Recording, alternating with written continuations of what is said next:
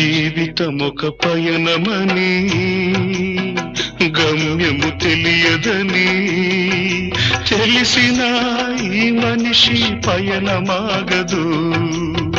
జననం ధర్మమని మరణం కర్మమని తెలిసిన జనన మరణ చక్రమాగదు.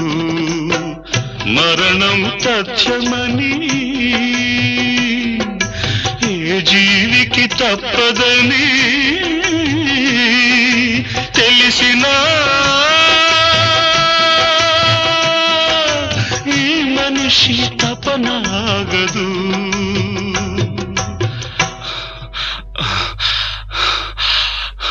ఈ బ్రతుకు తపనాగదు. ఆగదు ఏ నిమిషము నీ కోసము.